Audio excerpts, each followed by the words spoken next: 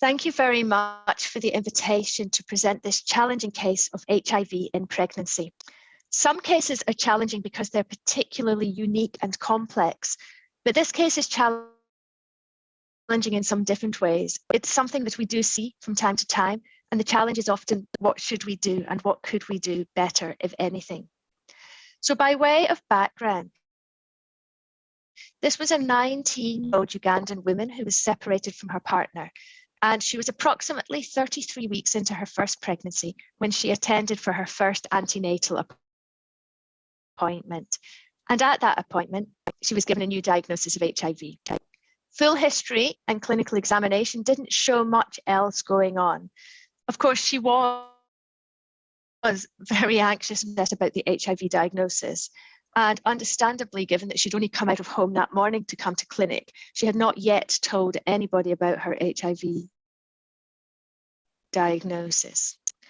This was at a time when we were enrolling into the Dolphin 2 trial, which I'll talk about in a moment, where we were specifically wanting to recruit women with untreated HIV in the 3rd trimester of pregnancy. So as well as counselling about her HIV status, about the need for lifelong antiretroviral therapy, she was told about the trial and she consented to participate. So the first question to think about is whether or not pregnant and breastfeeding women should be included in research. Because you could say this is a huge amount for this young woman to go through.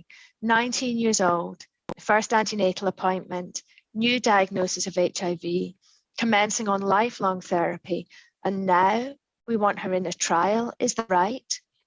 Well, I would argue it is right, because everybody should have access to evidence-based information to inform their best care. And at this time, the question we had was whether dolutegravir-containing regimens might be able to suppress the viral load more quickly than the efavirenz-based standard of care. And if you're in the 3rd trimester of pregnancy, there was a genuine concern that the standard of care might not reduce the viral load quick enough to protect the infant of transmission. So when you think of the bioethical aspects, there are principles of justice. So are there systematic disparities in the medical evidence base for pregnant and breastfeeding women compared to other groups? And what factors affect that disparity? About autonomy, if everybody deserves evidence-based information to make an informed choice, are we curtailing a woman's autonomy because we haven't done that research? Non-maleficence, or to do no harm, is often the argument we use for not including women in research. However, are we actually inadvertently placing somebody in harm's way because we don't have the evidence for the best treatments? Are we risking using an older, less efficacious, potentially more toxic regimen? And that's almost the direct opposite of beneficent, to act with the intent and effect of providing benefits. So we do need to do these studies. It's essential, but we need to do them ethically and we need to do them well. The Dolphin 2 trial, which has recently been published, recruited between January and August 2018, and we enrolled 268 women between Kampala and Cape Town. We recruited quite quickly, which just shows how many women were still presenting with untreated HIV in late pregnancy. And we enrolled adult women with a new diagnosis of HIV, untreated HIV in late pregnancy. 1-to-1 randomization to the efavirenz-based standard of care or the experimental dolutegravir arm, which, as you know, is now used first line in most parts of the world. We followed safety and efficacy up to 72 weeks. And the primary analysis was published a couple of years ago in the Lancet HIV, which showed that in terms of the viral load, dolutegravir acted almost twice as quickly as the efavirenz-based standard of care. And the safety was pretty equivalent between the groups. There were no major significant differences in either the safety or rates of mother-to-child transmission between the arms. But back to our study participant. She was actually randomized to the standard of care arm, and you can see on the slide her viral load trajectory from the day of enrollment through to over a year later. On day 43 of treatment, she gave birth to a healthy male infant, 2.5 kilos, and he was HIV-positive at birth.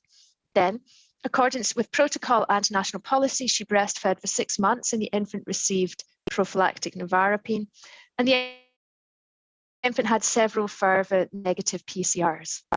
Then, again, according to national policy, she breastfed up to 12 months and then stopped. And each of the blue dots right down on the bottom axis represents her study visit and her undetectable viral load. She didn't bring the infant to all of the visits because of logistics. So this up till now looks like a great success story, doesn't it? She's done treatment, she adhered to it, she suppressed her viral load, the infant's HIV negative, she's breastfed, she's stopped breastfeeding. Isn't this fantastic? However, national policy also requires the infant to have HIV testing after the end of breastfeeding, and that came back from the government lab as positive.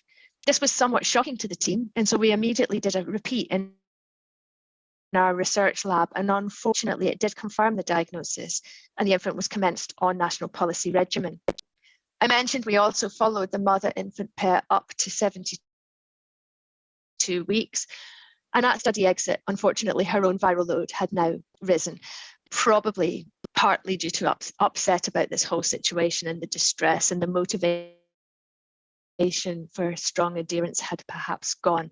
But this did present us with the opportunity to do mother and child resistance patterns.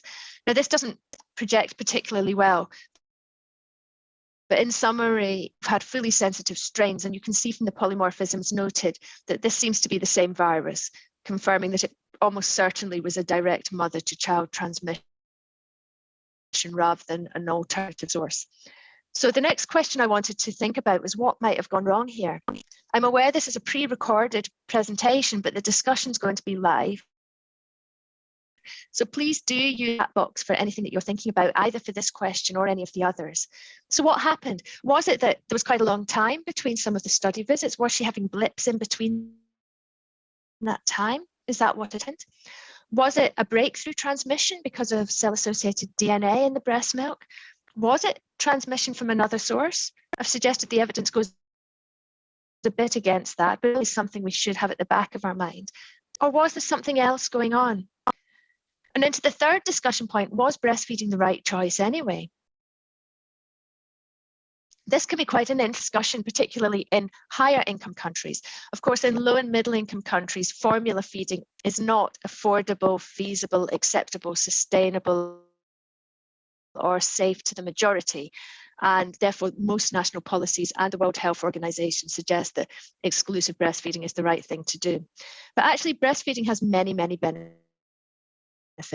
And actually, the more we understand about things like immunology and the microbiome, the more we see that even if an infant has been HIV exposed but uninfected, they have certain immunological changes that can be offset by the immune factors in mother's milk.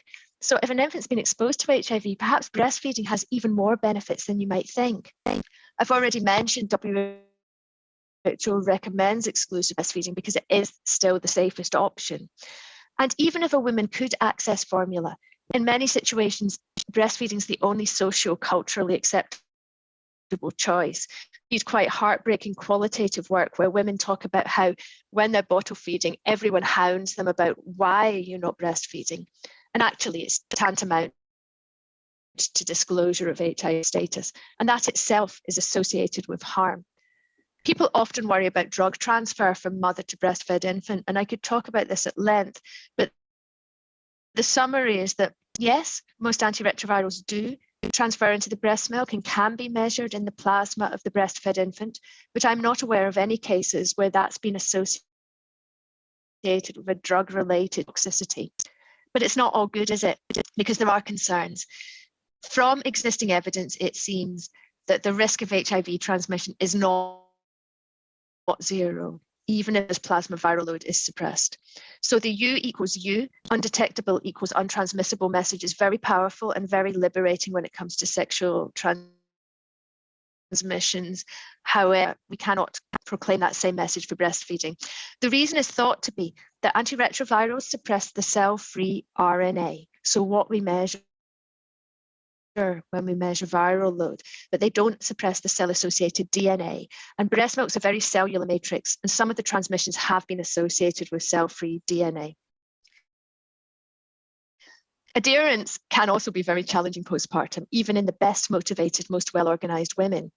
one systematic review of more than 63,000 mothers from a range of settings found that perfect adherence dropped down to about 85%.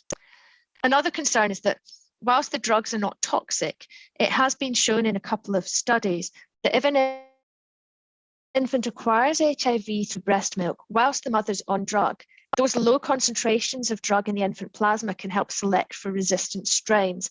And so the infant has a high risk of multi-class resistance, making their own treatment very complex.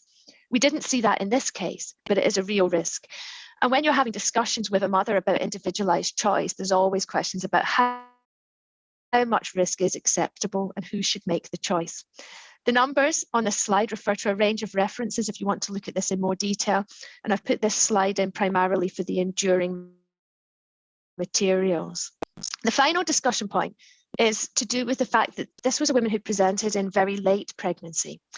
And whatever it is that makes a woman present late, that situation also means that she's more likely to have adherence challenges. And one of the beauties of the Dolphin 2 program was that as well as the clinical trial, we also had qualitative and health economic research nested within it. And this particular finding has recently been published. So what they found was that women who are diagnosed with HIV in late pregnancy have genuine vulnerabilities. I often argue that the term vulnerable should not be used to describe a woman simply because she's pregnant, because that is a normal physiological state. However, here, what I mean is risks of poor mental health, negative attitudes, almost accusations of negligence from healthcare providers, then risks to do with disclosure, gender-based violence, abandonment. This is major, and healthcare providers have to be very aware of it. Now, of course, this isn't regimen specific, and there may be a chance that actually dolutegravir is associated with less depression than if Averins was. We need a bit more data on that. But we must be aware that these women need intensified adherence counselling, perhaps a little bit more follow-up, and we need to work on the best models of care. This quote from one of the South African qualitative participants is actually quite heartbreaking, because this is a situation that we often see, that she didn't believe it at first, then she lost interest, she didn't eat, she didn't drink, she didn't take her medication, and eventually there was a transmission.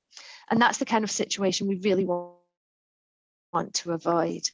So in summary, I hope that I've persuaded you that it is both ethical and essential to do research in pregnancy to inform the very, very best delivery of care. Secondly, at the current time, in low and middle income countries, breastfeeding is by far the best infant feeding option. On current evidence, U does not U in breastfeeding. People often ask me to put a figure on it and what exactly is the rate. And that's quite hard to tease out, because these are thankfully very rare events these days, but they're frequent enough. If you scour most clinical trials on prevention of mother-to-child transmission, you'll find one or two cases that are a bit like this, where the women appeared to be virologically suppressed and then a transmission occurred. We need to work together collaboratively to understand this more. I think data such as the PROMISE trial show that it's going to be less than 1%, but it's not zero. And of course, there is this risk of psychosocial challenges and the need for intensified support in women diagnosed with HIV in late pregnancy. So it remains to thank all of the study participants and their families, the study team and the funders. And I look very much forward to some discussion. Thank you very much.